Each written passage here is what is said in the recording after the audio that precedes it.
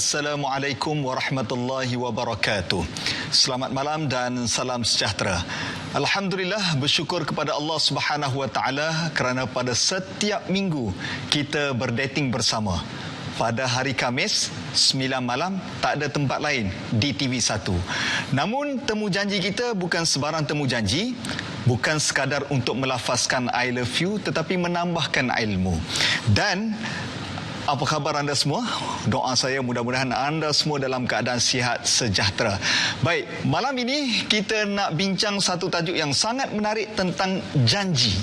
Semua orang pernah berjanji. Si isteri berjanji akan taat setia sehingga hujung nyawa. Suami pun berjanji, janji tak buat lagi. Pemimpin pun berjanji, kota apa yang dikata. Namun, kadang-kala janji manusia ini dimungkiri. Soalnya, adakah Allah pernah berjanji kepada manusia? Jika pernah, apa janji-janji Allah kepada kita? Semua persoalan ini kami akan rungkaikan dalam forum perdana ehwal Islam pada malam ini. Dua panelis bersama dengan kami. Tapi sebelum itu, jom kita tengok segmen bingkisan. Alhamdulillah, begitulah tadi sedikit sinopsis tentang suluhan bagi tajuk kita pada malam ini. Kita ucapkan terima kasih kerana forum kita ini dibawakan oleh Bank Islam Malaysia Berhad dan dianjurkan oleh JAKIM dan juga RTM semestinya. Baik, 4 janji. Dua orang panelis, lelaki-lelaki yang tidak pernah memungkiri janji, akan bersama dengan kita.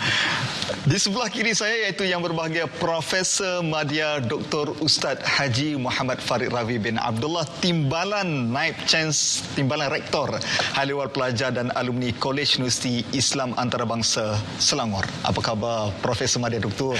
Khabar baik Ustaz Hariri. Bila dilantik menjadi Timbalan Rektor HEP ni, apa janji doktor kepada para pelajar ni? Banyak janji tu.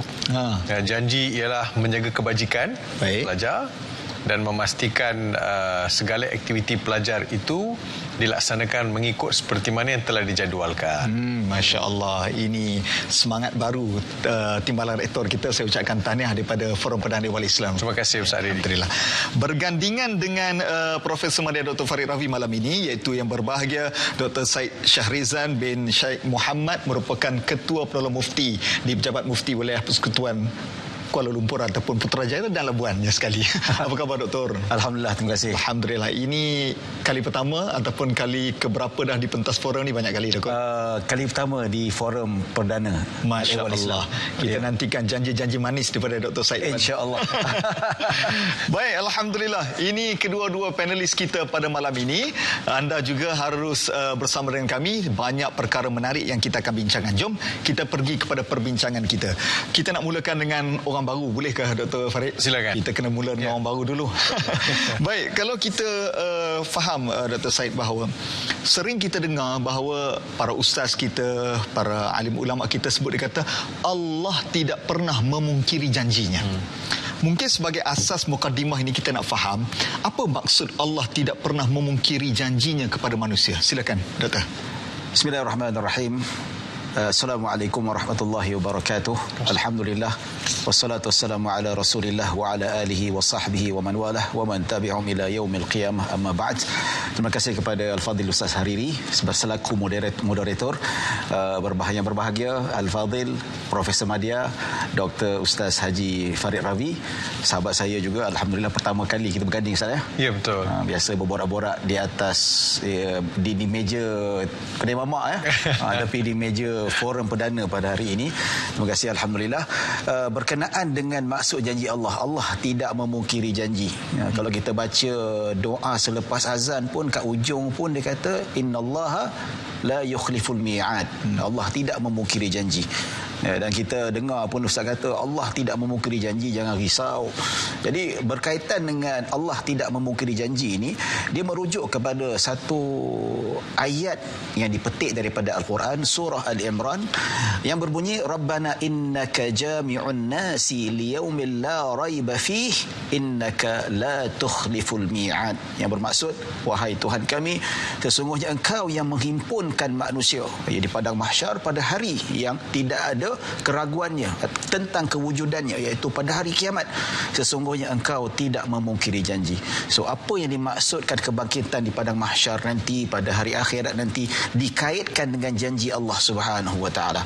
Kalau kita buka dalam kitab-kitab tafsir, apa kata para ahli tafsir, mereka menyatakan maksud janji ini Allah tidak memungkiri janji, iaitu Allah berjanji bahawa orang yang buat baik dibalas baik, dan orang yang buat jahat akan dibalas dengan jahat.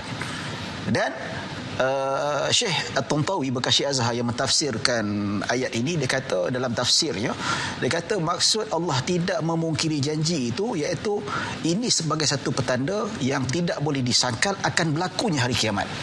Di situnya berlakunya pembalasan yang Allah Subhanahu wa taala akan jatuhkan setiap manusia dan setiap inci amalan dan setiap inci harta yang kita laburkan dekat dunia. Itu janji Allah Subhanahu wa taala. Maksudnya dari segi sudut ianya sangat berkait rapat dengan kehidupan kita kat dunia ni.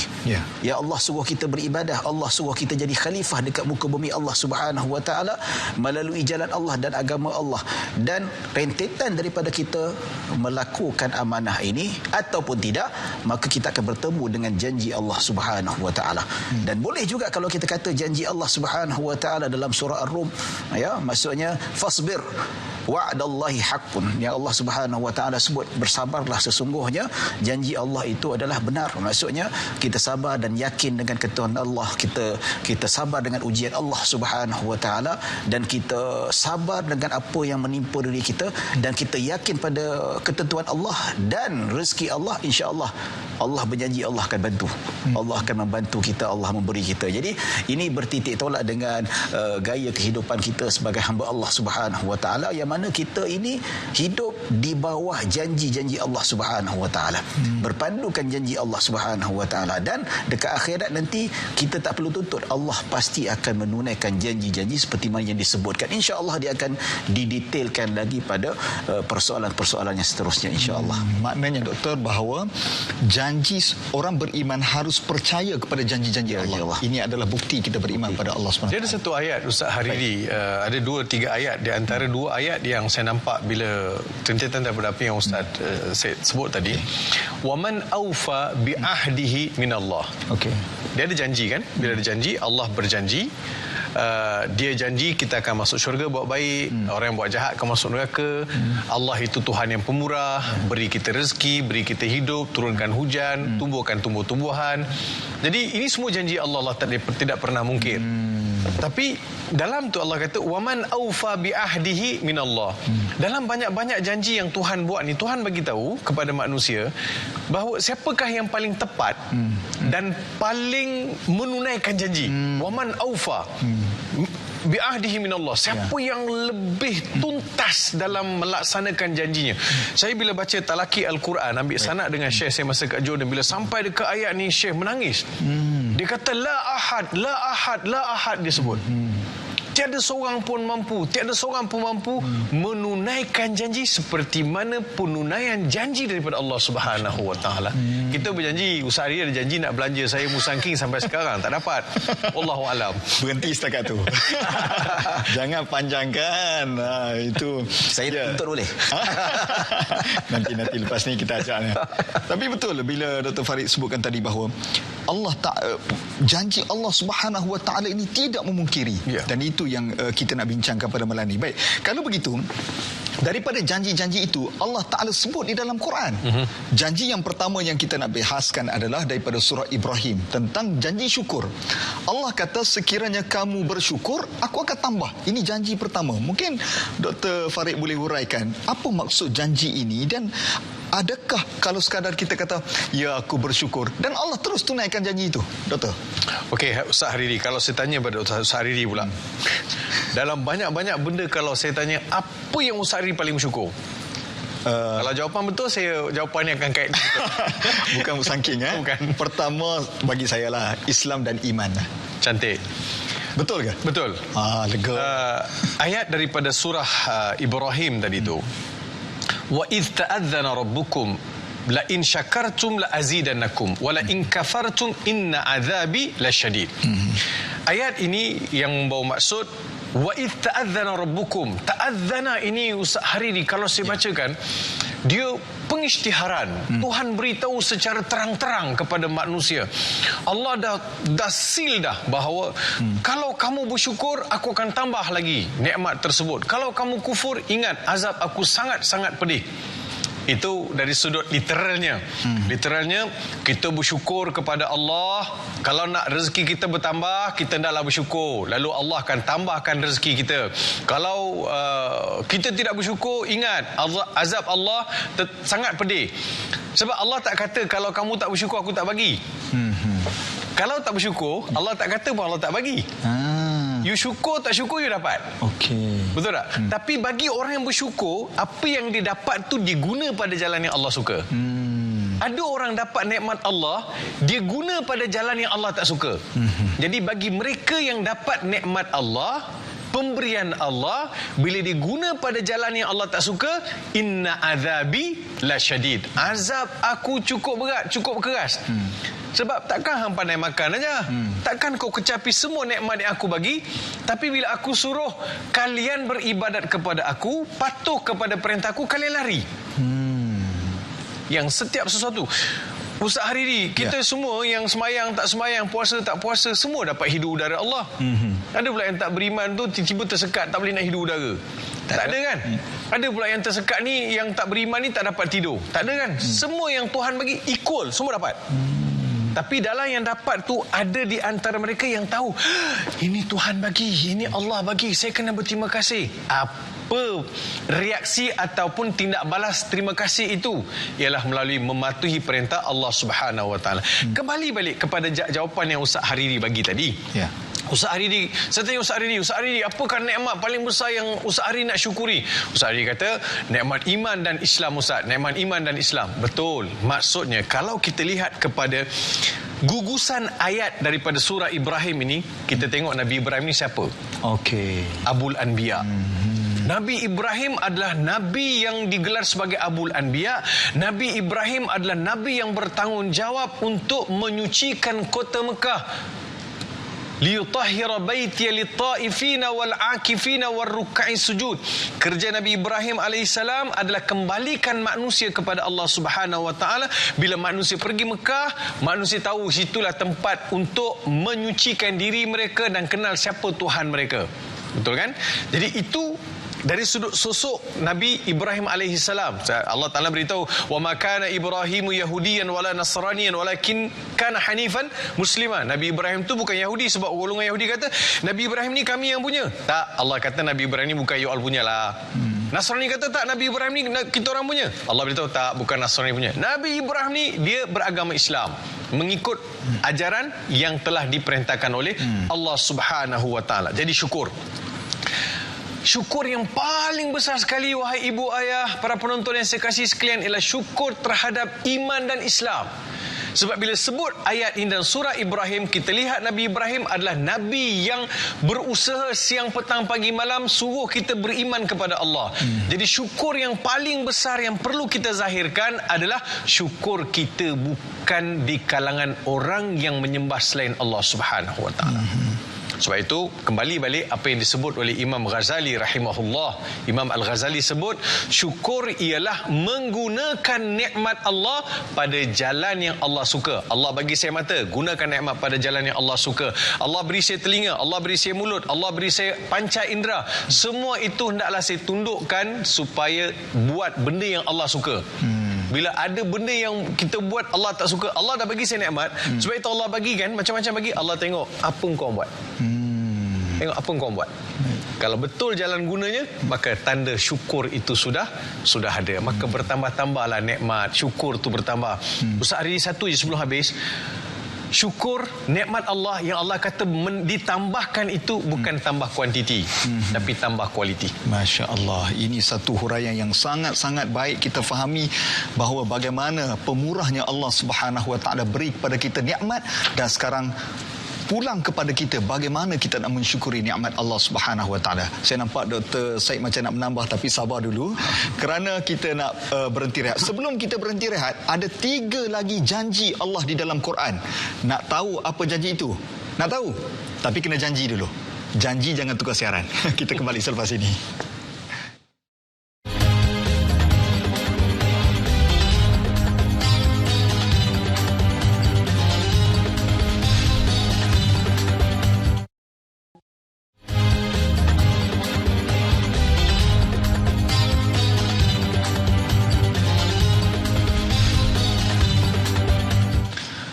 Alhamdulillah, kita bertemu sekali lagi di Forum Perdana Ehwal Islam yang dibawakan oleh Bank Islam Malaysia Berhad dan dibawakan oleh JAKIM dan juga RTN. Semestinya kita masih lagi membincangkan topik kita 4 janji Allah Subhanahu Wa Taala di dalam Al-Quran.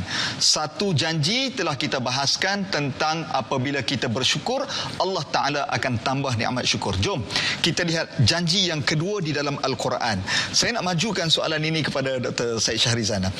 Janji yang kedua ini disebut dalam surah Al-Baqarah ayat 152. Maksudnya adalah apabila kita ingat kepada Allah, Allah janji akan ingat kepada manusia. Wah, ini satu orang kata promise yang dahsyat lah. Mungkin doktor boleh huraikan apa bentuk ingatan Allah ini kepada manusia, dan kalaulah berlaku musibah, benda yang tak elok, adakah ini juga ingatan, doktor? Baik, terima kasih. Berkenaan dengan ayat 152 daripada surah Al-Baqarah yang berbunyi fadhkuruni azkurukum. Ingatilah aku, nescaya aku akan ingati kamu. Itu terjemah literal. Kalau kita pergi kepada maksud yang lebih mendalam, kata ulama, maksud ayat ini Allah perintah kita. Amarallahu ibadahu bizikrih. Allah Subhanahu Wa Taala perintahkan kita supaya sentiasa mengingati Allah. Dan imbalannya apa? Imbalannya Allah akan ingat kita balik. So macam mana maksud ingat? Ingat macam tu saja ke? Ataupun bagi peringatan macam Ustaz Rabi lah, apa ingatan mesra hari ni kuliah maghrib ya? Adakah ingatan macam tu saja? Ingatan tu kalau kita lihat dalam soft reminder. Soft reminder, itu lagi. Nak kata Ustaz malam ni kuliah maghrib, dia kata macam kurang ajar pula ya. Dia soft reminder. Adakah macam tu? Ya, tapi dia lebih luas, lebih kepada perhambaan kita kepada Allah Subhanahu Wa Taala. Kalau kita buka dalam tafsir At-Tabari, ada riwayat daripada Sayyidina Ibnu Abbas radhiyallahu anhuma yang mana maksudnya perintah untuk mengingati Allah. Dia kata uzkuruni bi taati. Wahai hamba-hamba Allah, hendaklah kalian mengingati aku, yakni Allah Subhanahu Wa Taala, dengan ketaatan, iaitu melaksanakan segala perintah Allah dan meninggalkan segala larangan Allah Subhanahu Wa Taala. Itu dia. Ya, dan azkurukum, dan apabila kalian mengingati aku dengan ketaatan, azkurukum bi maghfirati. Nescaya aku akan mengingati kamu dengan maghfirah, dengan pengampunan. Iaitu kita hidup kat dunia ni, kita tak terasa dengan pengampunan ni. Nabi sendiri menghargai pengampunan sehingga Nabi kata, aku satu hari beristighfar sebanyak 70 ke 100 kali. Tinggi nilai kita kat dunia ni, tak rasa nampak sangat. Dekat akhirat nanti baru rasa. Tinggi nilai Allah. Bayangkan orang kafir minta balik ke dunia satu saat saja, nak istighfar, nak sebut la ilaha illallah. Jadi ini situ Allah menjanjikan istighfar ataupun dalam erti kata Allah menjanjikan pengampunan apabila kita mengingatinya. Kalau kita lihat juga riwayat daripada Sa'id bin Jubair rahimahullahu taala, disebutkan uzkuruni fin ni'mati war raha. Ingatlah aku sentiasa, sama ada kamu dalam keadaan bernikmat ataupun dalam kesusahan. Maksudnya tak kira lah, jangan ingat Allah hanya time senang saja. Betul tak? Time makan durian musangking je, time makan bubur dengan kicap tak ingat Allah. Kita duk apalah mengumpul, kita duk bising makan susah lah, PKP tak ada kerja, tapi tak ingat Allah Subhanahu Wa Taala. Ya, azkurukum fi syiddati wal bala. Maksudnya disebutkan tadi Allah perintahkan supaya kita sentiasa mengingati Allah time kita senang. Fi ni'mati war raha, time susah, time senang, time mewah. Dan pasti Allah Subhanahu Wa Taala akan ingatkan kita time kita susah. Itu yang diberi maksud yang sebenarnya. Jadi yang dimaksudkan kita ingat Allah, kita mestilah mengingati Allah Subhanahu wa taala dengan ketaatan. Mensyukuri segala nikmat Allah Subhanahu wa taala dengan ketaatan. Ia berdasarkan firman Allah Subhanahu wa taala, "I'malu ala Daud syukra wa qalilun min ibadiyasy syakur." Allah kata, beramallah wahai ahli keluarga Daud sebagai tanda kesyukuran. Dan betapa sedikitnya di kalangan hamba-Ku yang bersyukur. Maksudnya, kalau ikut statement daripada ayat Al-Quran surah Sabah ini, menunjukkan bahawa ramai di kalangan hamba Allah tidak bersyukur. Dan yang tak faham konsep bersyukur sendiri pun satu juga. Jadi ingat syukur tu kadar cukup terima kasih Allah, syukur Alhamdulillah. Sedangkan dia lebih daripada itu. Allah perintahkan keluarga Nabi Daud supaya beramal. Beramal, kita melaksanakan ketaatan, meninggalkan segala larangan. Itu tanda kesyukuran. Itu tanda yang mana kita mengingati Allah Subhanahu wa taala. Bila kita laksanakan konsep kesyukuran disebutkan oleh Dr. Farid Rabi tadi, dan kesyukuran disebutkan ketaatan ini, maka Allah akan balas dengan janjinya. Janjinya apa? Disebutkan tadi, baru tadi Dr. Farid Rabi sebut, iaitu Allah akan tambah lagi nikmat. Dekat dunia dalam keadaan dia lebih senang, insya-Allah kalau diingat Allah. Allah janji macam tu. Bahkan faman a'rada an dzikri fa inna lahu ma'isyatan dhamka. Siapa yang berpaling daripada mengingati aku, ya, bila tak ingat benda tu, dia buat tak tahu saja, maka Allah lupakan dia. Dia akan hidup dalam keadaan yang sempit. Yang bila berbalik pada soalan tadi itu tentang adakah Allah nak turunkan musibah, bermakna Allah ingatkan kita. Ya, betul. Dalam hadis Nabi SAW sebut, man yuridillahu bihi khairan yusib minhu. Kalau Allah nak menginginkan kebaikan pada seorang hamba, Allah akan bagi ujian. Supaya kadang-kadang dengan ujian tu dia lebih mengingati Allah Subhanahu wa taala. Dan ujian juga disebutkan dalam hadis secara ringkas, ya, iaitu dia menghapuskan dosa. Hatta kalau jarum ataupun duri kena kat tangan kita, itu pun penghapus dosa. Yang mana dalam keadaan bila nak meninggal, dalam riwayat Abu Daud, orang nak meninggal sakaratul maut, susah nak mati, sakit, sebenarnya Allah nak hapuskan dosanya agar bila dia kembali pada Allah tidak membawa apa-apa dosa. Jadi sebenarnya itu banyak kebaikan yang kadang-kadang kita tak sedar. Wallahu a'lam. Saya seronok dengan penjelasan ini, bahawa kita faham bahawa ingatan itu adalah ingatan mengampunkan dosa-dosa kita. Yalah, kadang-kadang manusia dia buat salah, dia boleh lupa ingatan tu, tetapi nak ampun tu belum tentu. Tapi Allah Taala ingat dan mengampunkan. Ini satu ayat yang cukup baik untuk kita tadabbur. Baik, ini kita nak pergi pula kepada janji Allah yang ketiga, Dr. Farid. Dr. Farid, dalam bidang Quran lagi seronok saya nak dengar perbahasan ataupun huraian tafsir dalam surah Ghafir ayat 60. Janji Allah ini, Allah Ta'ala sebut, kalau kamu minta doa, janji Allah makbulkan. Wah, ini lagi satu, doktor. Saya bila baca terjemahan ni kata, ya Allah, maknanya Allah berjanji kalau minta aku makbulkan. Soalan saya, doktor, adakah semua benda yang kita minta Allah makbulkan, doktor? Terima kasih Ustaz Hariri. Saya nak tanya soalan kat Ustaz Hariri tapi tak jadi.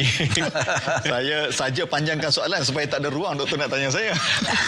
Dia, Ustaz Hariri, simpelnya kita secara natural kita fikir kan, bukan semua yang kita minta kita dapat. Okey. Dan kita kena admire bahawa banyak benda yang saya tak minta saya dapat. Okey. Okey, hari ni contoh daripada pagi sampai sekarang. Daripada pagi sampai sekarang ni banyak mana benda yang kita minta. Apa yang kita minta? Kadang-kadang kita tak minta pun, kita take for granted aja. Benda tu kita lepaskan dia berlaku secara natural. Berapa ramai yang pagi tadi, subuh dia, lepas solat subuh, dia minta dengan Allah, ya Allah, hari ini bagi aku makan, bagi aku minum, bagi aku rehat, bagi aku bahagia, bagi aku jalan elok. Berapa ramai yang minta? Tak minta pun. Kita kadang lebih kurang aja dengan Allah Subhanahu Wa Taala. Tapi kita tak komplain, aku tak minta pun. Nah, itulah, tak minta pun.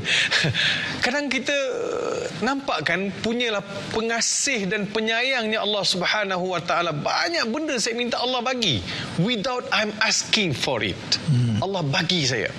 Apatah lagi kalau ayat ini lebih mengukuhkan, macam Tuhan pujuk Ustaz Hariri. Mintalah dengan aku. Kan? Mintalah dengan aku. Qala wa qala rabbukum ud'uni astajib lakum. Manja sungguh ayat tu. Allah bagi tahu, mintalah dengan aku akan bagi. Astajib lakum.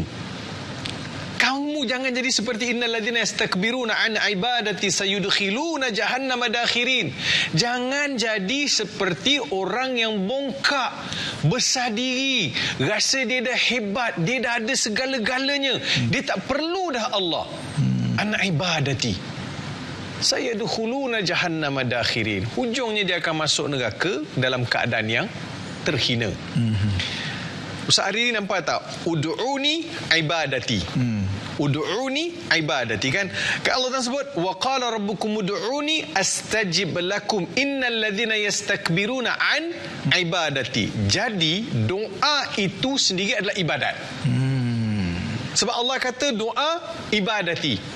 Maksudnya doa itu sendiri adalah ibadat, ibu ayah. Dalam banyak sekali hadis Nabi pesan ad-doa mukhul ibadah.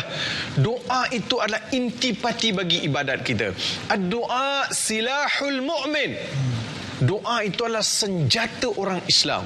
Sebab itu dalam hadis riwayat Imam Tirmizi, saya ambil hujung ayat hadis ni, inna doa yanfa'u mimma nazal wa ma lam yanzil fa'alaikum ibadallahi bid-du'a. Sesungguhnya doa itu akan memberi manfaat kepada kita terhadap perkara yang telah ditetapkan dan juga memberi manfaat kepada kita terhadap perkara yang belum ditetapkan. Maksudnya apa Ustaz Aridi? Maksudnya qada dan qadar. Sesuatu perkara yang kau telah tetapkan untuk aku ya Allah, dengan jawatan, dengan pangkat, dengan rezeki, mudah-mudahan yang demikian itu tidak memalingkan aku daripada meminta kepada engkau dan tidak menjadikan aku berhenti daripada meminta kepada engkau. Dan juga doa itu Imam Tirmizi riwayatkan hadis ni, dan doa itu juga malam yanzil, maksudnya doa itu boleh membuat sesuatu ketetapan itu berubah. Sebab itu hebatnya kuasa doa. Sehari dalam surah Al-Baqarah ayat 186, ayat 186 Allah berfirman, wa idza sa'alaka ibadi. Allah meremang. Betul. Wa idza sa'alaka ibadi anni fa inni qarib ujibu da'watad da'i idza da'an. Apabila hamba-Ku bertanya kepada engkau wahai Muhammad, katakan aku ini hampir dan aku perkenan. Bukan katakan, sorry. Apabila hamba-Aku bertanya kepada engkau Muhammad, aku ini hampir. Dalam ayat itu tak ada kul. Wa idza sa'alaka ibadi anni fa inni qarib. Biasanya sa'ala ni mesti ada kul. Yas'alunaka kul. Sa'alaka kul. Yas'alunaka mesti ada kul. Tapi dalam ayat ini tak ada kul pun Ustaz Hariri. Tahu special dia kenapa? Wa idza sa'alaka ibadi anni fa inni qarib. Maksudnya Allah nak beritahu bila seseorang itu berdoa, tiada perantara dia dengan Tuhan. Direct. Dan aku perkenankan permintaan kamu. Jom kita berdoa. Saya hilang kata-kata menarik apa yang disebutkan tadi. Bahawa kita rasa bahawa Allah sangat dekat dengan hamba-Nya. Tapi kadang-kadang kita doa lebih kurang je. Ada yang style doa, ya Allah, doa macam semalam je. Dia boleh copy paste pula doa tu. Tapi kalau ada yang kaitkan sikit sebelum mungkin jawapan ringkas. Ada yang sebut doa ini dia sama dengan feeling prayer. Mana kalau kita feeling tu merasa itu adalah doa. Boleh kaitkan begitu juga Ustaz? Boleh. Dia banyak benda yang kita tak lafazkan, yang terlintas di hati Tuhan bagi. Okey, baik, berhenti sekat itu. Nanti kita akan sambung selepas ini. Masya Allah, 3 janji telah kita huraikan, namun macam-macam seolah-olah kita baru tahu tentang janji ini. Ada satu lagi janji Allah dalam Quran. Jangan ke mana-mana, kita kembali selepas ini.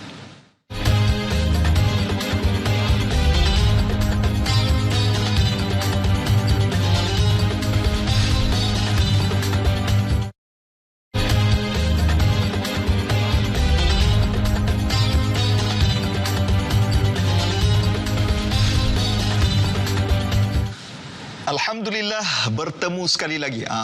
Baru nampak gambar saya ni.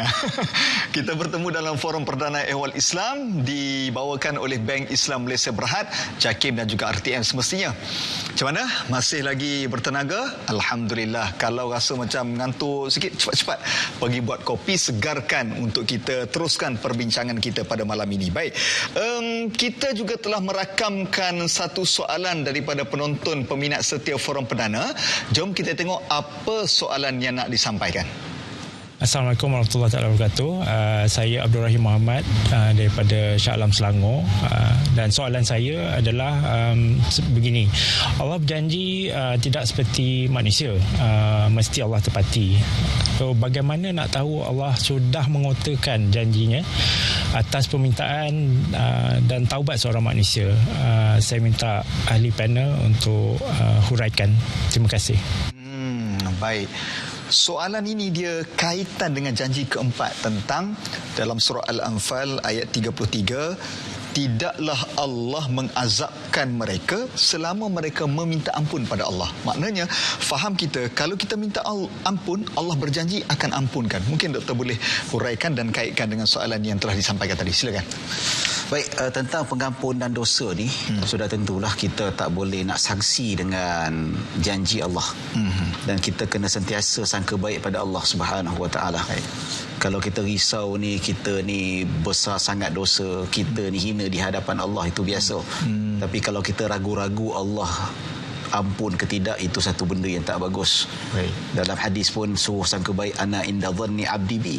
Aku bersama ke atas apa yang hamba ku sangka kan. Kalau baik-baik dah dapat. Kalau tak baik, buruklah dapat namanya. Jadi bila kita sebutkan tentang janji Allah nak mengampunkan dosa ini, pengampunan dosa ada dua cara di sisi para ulama berdasarkan nas. Pertama, dosa besar dan dosa kecil. Dosa kecil ni ulama kata dia boleh terampun tanpa istighfar pun tak apa. Ya Allah, dia boleh terhapus dengan sendirinya dengan amal soleh. Antaranya sabda Nabi SAW, ittaqillah haitsuma kunta wa atbi' sayyi'atal hasanata tamhuha wa khaliqin nasa bi khuluqin hasan.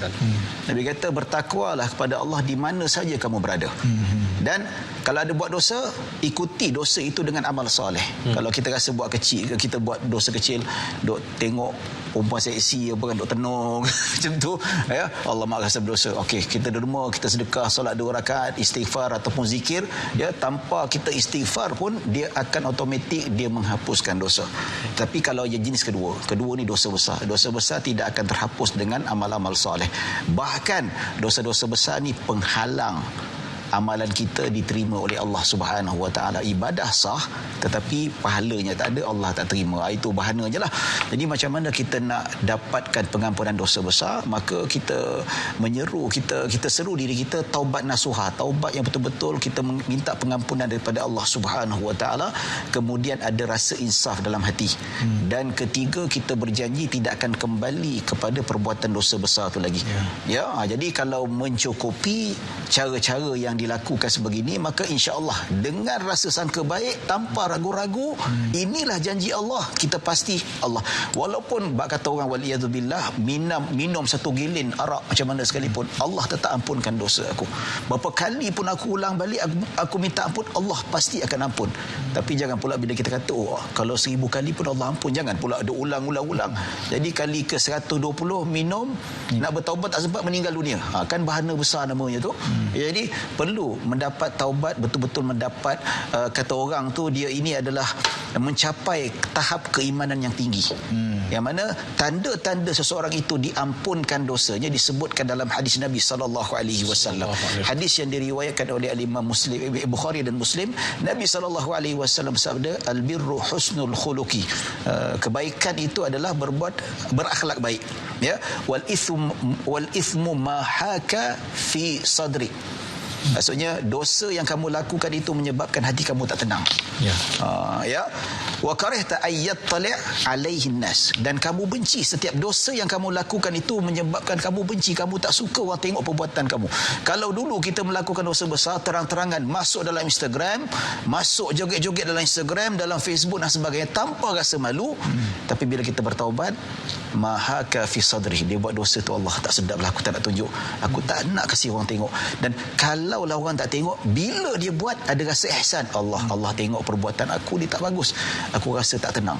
Itu tanda-tanda yang disebutkan oleh Nabi SAW, tanda orang beriman yang sempurna imannya, disebutkan man dhaqa ta'mal imani, yang tiga golongan ini apabila dia merasai kemanisan iman, maka dia akan mencapai keimanan yang tinggi. Antaranya, kalau dia dulu kufur, dapat hidayah Allah Subhanahu Wa Taala, dia benci untuk kembali agama asal ataupun perbuatan maksiat asalnya. Itu tanda tanya. Tapi kalau dia sudah istighfar, sama juga pimai-pimai tangtu, itu tanda taubatnya tidak diterima oleh Allah Subhanahu Wa Taala. Bukan Allah mungkiri janji, dia yang mungkiri janji. Dia janji tidak akan kembali pada dosa, tapi dia buat balik. So jangan salahkan Allah. Kalau ringkasnya doktor, ada juga yang bertanya, kalaulah Allah Ta'ala mengampunkan dosa besar itu di dunia, adakah di akhirat nanti akan diungkit dosa tersebut? Nama pun dah ampun doktor. Nama pun dah diampun kan. Sangka baik itu. Sangka baik. Kalau dah ampun tu memang takkan dihukum lagi dah. Kalau diampun tu memang Allah janji syurga, nikmat yang cukup besar. Alhamdulillah. Ustaz Hariri, saya tertarik dengan ulasan Ustaz Said tadi. Ayat 33 surah Anfal ni, kalau ibu ayah boleh capai mushaf, tengok sebahagiannya telah diuraikan oleh Ustaz Said tadi. Wa ma kana Allahu liyu'adzibahum wa anta fihim. Itu pangkal dia. Kemudian sambungan dia, wa ma kana Allahu mu'adzibahum wa hum yastaghfirun. Ada dua perkara dalam ayat tu yang mesti dibaca bersama. Dia macam undang-undang Ustaz Hariri. Dia tak boleh baca sebahagian tinggal. Nanti takut dia tak zoom, dia punya tu tak sampai, maksud sampai. Ulama sebut, kita tengok terjemahan, dan sama sekali Allah Subhanahu Wa Taala tidak akan mengazab mereka wa anta fihim. Siapa anta dalam ayat tu? Nabi Muhammad sallallahu alaihi wasallam. Wa ma kana Allahu mu'adzibahum wa hum yastaghfirun. Dan Allah juga turut tidak akan mengazab mereka selagi mana mereka beristighfar. Ulama bahasa sebut, dia kata ini nafyu sya'n. Dalam bahasa Arab dia panggil nafyu sya'n. Maksudnya penafian ini adalah bergantung kepada keadaan. Jadi selagi mana ada Nabi Muhammad sallallahu alaihi wasallam, penghayatan sunnah Nabi disebut, Nabi diagungkan, kemudian ada orang beristighfar minta ampun kepada Allah, selagi itulah kita tak akan diazab. Itu maksud nafyu sya'n. Baik. Akan wujud tak Nabi Muhammad akan ada tak situasi Nabi tak wujud? Tak akan ada. Kita nak mula forum pun kita berselawat. Betul kan? Azan pun asyhadu alla ilaha illallah asyhadu anna muhammadar rasulullah. Nama Nabi sentiasa disebut, Nabi diagungkan. Jadi selagi mana suasana ini ada, tak ramai beristighfar, ada beberapa orang beristighfar, sudah cukup untuk tidak mendatangkan satu azab yang boleh musnahkan manusia. Ini nama sebagai nafyu sya'n. Terima kasih. Baik, kalau panjang lagi saya pun seronok ni. Tapi di Facebook kita dia kata, tolonglah Ustaz, tanya soalan saya ni. Boleh. Nama dia pun Rafidah binti Soleh. Dia bagi warning kalau tak tanya ni dia nak tutup TV. Soalan dia kata, selain daripada Allah berjanji, syaitan juga ada janji dia. Syaitan berjanji dalam surah Al-A'raf bahawa dia berjanji untuk sesatkan manusia. Soalan saya, kenapa Allah mengizinkan syaitan ini berjanji untuk menyesatkan manusia, dan bagaimana syaitan ini menyesatkan manusia, doktor? Ya, terima kasih Ustaz Hariri dan juga para penonton. Saya kadang-kadang rasa pening sebab orang selalu salahkan syaitan. Betul? Dia buat salah, syaitan Ustaz. Dia tak sembahyang, syaitan Ustaz. Dia buat kereta laju, dia pergi sepak terajang orang, dia kata setan Ustaz. Orang jahat pun dia bagi setan budak ni. Setan balik-balik kena. Saya nak hari ini terminologi syaitan dan iblis diperbetulkan. Pertama sekali, siapa itu iblis, siapa itu syaitan? Kalau ikut orang lama-lama disebut, iblis itu adalah dia punya general, syaitan itu adalah dia punya battalion. Which is not right, tak betul. Iblis itu nama dia, syaitan itu sifat dia. Iblis adalah nama makhluk yang engkar pada Tuhan dalam syurga untuk sujud pada Nabi Adam, untuk sujud pada Allah, sujud pada Nabi Adam. Itu namanya iblis. Kemudian dia disebut syaitan sebab syaitan ini asal perkataan syatana, shin ta nun, syatana, yang membawa maksud ibta'adah. Syaitan ini sifat dia menjauhkan manusia daripada mentaati Allah. Itu sifat semula jadi pada iblis yang berusaha siang petang pagi malam menghasut manusia untuk manusia tidak patuh pada Allah. Selain daripada iblis, ada juga manusia yang memiliki sifat yang sama dimiliki oleh iblis, iaitu sifat mengajak manusia menjauhi perintah Allah Subhanahu Wa Taala. Maka dia pun juga digelar sebagai syaitan. Apa yang kau merepek ni syaitan? Dalam cerita apa? Cerita P.Ramlee lah kan. Apa yang kau merepek ni syaitan? Seniman Bujang Lapuk. Pendekar Bujang Lapuk. Seniman. Ahmad Disfu, director. Betul kan? Jadi maksud apa? Jadi manusia ini bila dia mengajak orang lain buat benda jahat, dia syaitan lah. Sebab dia membawa watak menjauhkan manusia. Jadi betul lah syaitan ini Allah jadikan dia sebagai iblis ini sebagai makhluk yang Allah Subhanahu Wa Taala jadikan, dan Allah murka kepada dia. Cuma dia minta penangguhan demi penangguhan supaya dia dapat berusaha menyesatkan anak Adam, anak cucu Adam. Qala rabbi anzirni ila yaumi yub'atsun. Qala innaka minal munzarin. Yang macam ni ada 3 tempat Allah Taala sebut dalam surah Al-A'raf 14-15, dalam surah Al-Hijr ayat 40, dan juga dalam surah Sad ayat 79-80. Yang mana iblis ni minta tangguh. Wahai Tuhan, tangguhkanlah aku nak sesatkan anak Adam. Allah Taala beritahu, boleh, illa ibadaka minhumul mukhlasin. Semua boleh disesatkan, tapi hamba-hamba aku dari kalangan yang dari kalangan hamba-hamba aku yang ikhlas beribadat kepada aku, wahai iblis, engkau takkan mampu untuk sesatkan mereka. Iblis juga ada janji. Kita juga kadang-kadang tertipu dengan janji-janji iblis. Tapi iblis juga akhirat dia akan bagi tahu. Dia kata, aku memang dah sesat, aku memang dah salah. Yang kau ikut aku kenapa? Ma ana bi musrikhikum wa ma antum bi musrikhi, inni kafartu bima asyraktumuni min qabl. Kenapa awak salahkan saya? Saya tak salahkan awak. Aku ni kan kau tahu lama dah kufur pada Tuhan. Kenapa pula engkau nak ungkit-ungkit sekarang? Nampak tu? Dia akan melepas, inni bari'un mimma tusyrikun. Aku mengecualikan diri. Jadi janji iblis, janji yang palsu. Janji Allah, janji yang betul. Mana kita nak pilih? Janji yang betul atau janji yang palsu? Janji yang betul, itulah yang terbaik. Masya Allah. Maka kita berhenti salahkan syaitan, kerana syaitan sudah berjanji bahawa akan menyesatkan kita, dan pulang kepada iman kita untuk memilih janji Allah yang betul ataupun janji syaitan yang palsu. Jangan ke mana-mana, kembali selepas ini.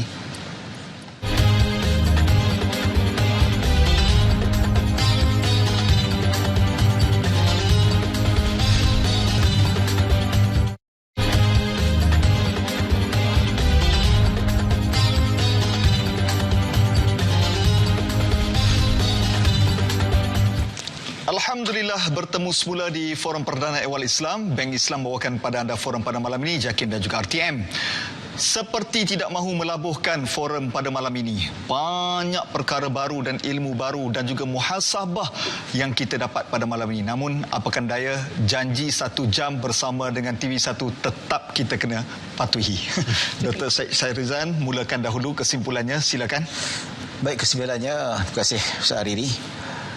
Kesimpulannya, bila kita sebutkan tentang perkara ini, kita nak tuntut janji Allah, kita kena hayati firman Allah, wa ma khalaqtul jinna wal insa illa liya'budun. Tidak aku jadikan jin dan manusia ini melainkan mengabdikan diri pada aku. Dan begitu juga firman Allah Subhanahu wa taala dalam ayat yang lain, allazi khalaqal mauta wal hayata liyabluwakum ayyukum ahsanu amala wa huwal azizul ghafur. Allah yang menjadikan kita asalnya tiada, mati kepada kehidupan. Dalam kehidupan itulah Allah nak tengok siapa yang terbaik di kalangan kita amalannya.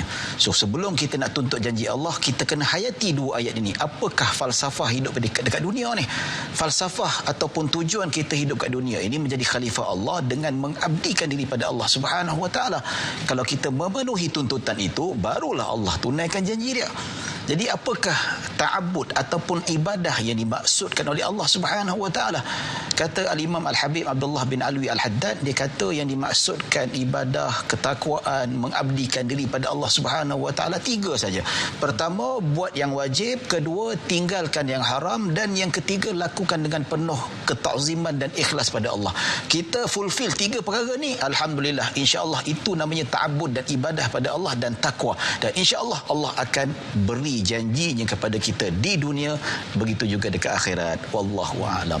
Saya terpandang di buku Dr. Farid ada nota-nota akhir yang belum diulas. Doktor, silakan 2 minit. Terima kasih kepada Ustaz Hariri. Jadi kita lihat balik 4 janji Allah Subhanahu wa taala supaya kita boleh bawa balik sesuatu pada hari ini.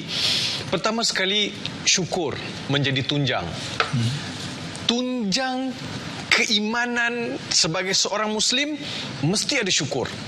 Banyak terima kasih kepada Allah Subhanahu Wa Taala.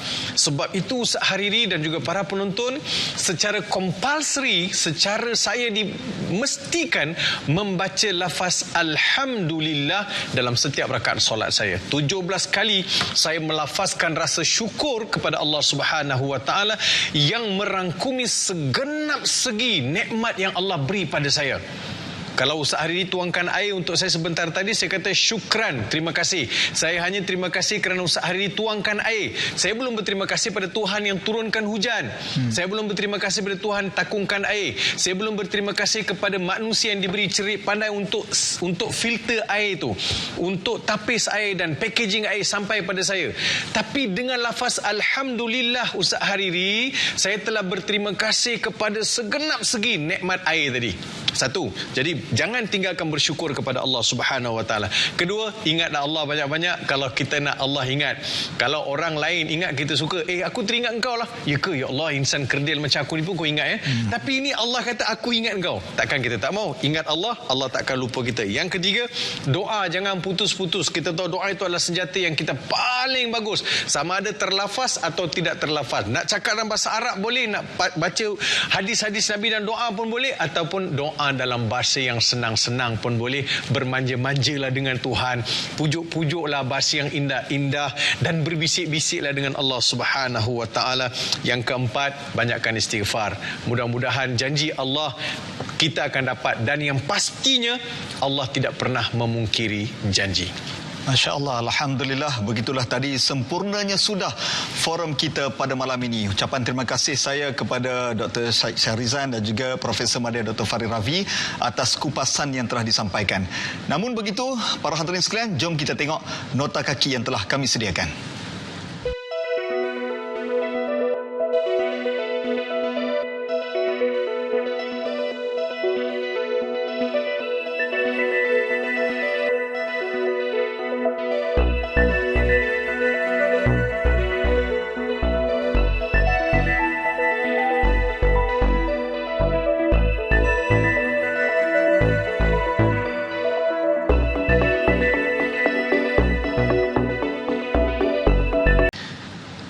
Tidak hanya berjanji kepada 4 ayat ini, tapi keseluruhan Al-Quran itulah janji-janji Allah kepada manusia. Di waktu kita berjanji ada 3 dimensi: kita, orang lain dan Allah Ta'ala. Jangan sesekali bermain-main dengan janji Allah. Janji ringan sebutan, berat tanggungan. Kita jumpa lagi. Saya Ustaz Hariri. Assalamualaikum warahmatullahi wabarakatuh.